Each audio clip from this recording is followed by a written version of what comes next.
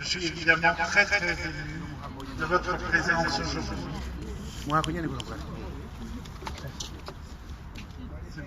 Oui, parce qu'il y a des...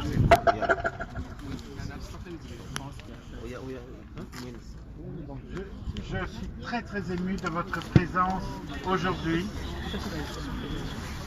Je pense que le travail que nous faisons avec Armel et avec quelques autres avocats, c'est un travail tout à fait simple qui concerne la lutte contre ceux qui violent à la légère l'interdit de tuer, l'interdit de porter atteinte au corps d'autrui, l'interdit de poser des actes de violence sexuelle, le fait de commettre des crimes parce qu'à un moment donné, des gens prennent une position politique ou appartiennent à un groupe, à une minorité ethnique ou à un groupe humain qui ne correspond pas à celui du groupe dominant. Nous espérions que la justice se fasse d'abord au Burundi. Et je pense que tout juriste espère que là où les crimes sont commis, ils sont a priori réprimés. Il se fait que dans certaines circonstances, dans certains pays, dans certaines régions, c'est impossible. Et c'est le désespoir de cause qui amène des hommes et des femmes à donner des mandats et amener les dossiers devant la Cour pénale internationale. La Cour pénale internationale n'est pas compétente pour toute forme de crime. Par contre, elle est compétente lorsqu'il y a des actes qui relèvent de la catégorie des crimes contre l'humanité, des crimes de génocide. Et dans ces catégories, on relève notamment les exécutions extrajudiciaires systématiques contre un groupe de population, les tortures contre un groupe de population ou encore les disparitions d'un certain nombre de personnes, ainsi que les violences sexuelles et les actes de persécution à raison d'une appartenance à une catégorie donnée de la population. Donc nous avons estimé qu'effectivement, nos plaintes devaient parvenir à la CPI.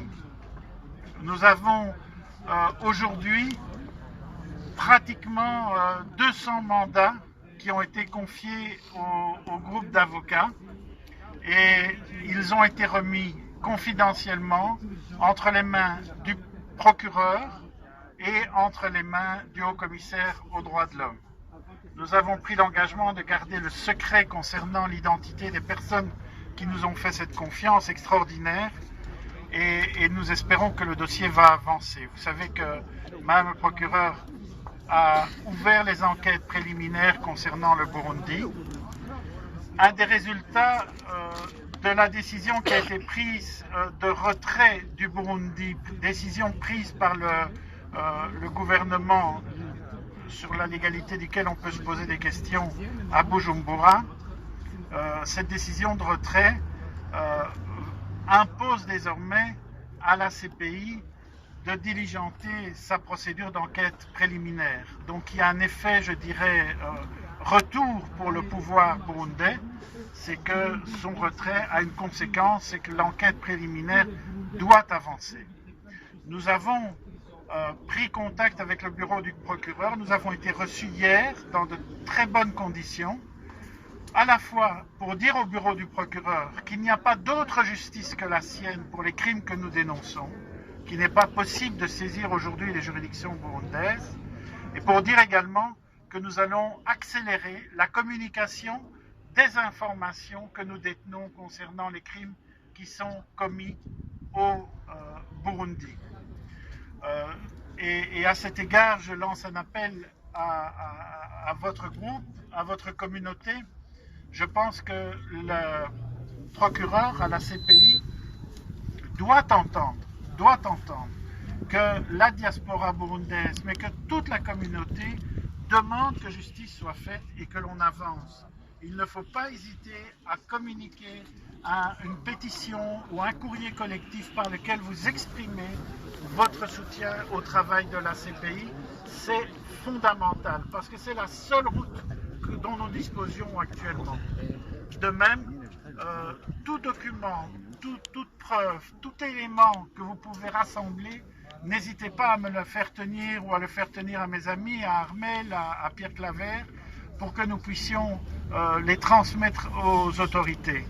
Au terme de l'enquête préliminaire, la question de l'enquête réelle va se poser. Alors techniquement, ça signifie qu'il faut que le procureur ait entre les mains des éléments suffisamment raisonnables qui justifient qu'il y a matière à une enquête approfondie pour déterminer quels sont les auteurs et les complices des crimes qui sont commis au Burundi.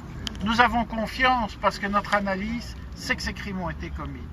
Et j'ai le malheur d'entendre des témoignages de familles, de personnes. C'est toujours émouvant, c'est toujours impressionnant ce qui se passe.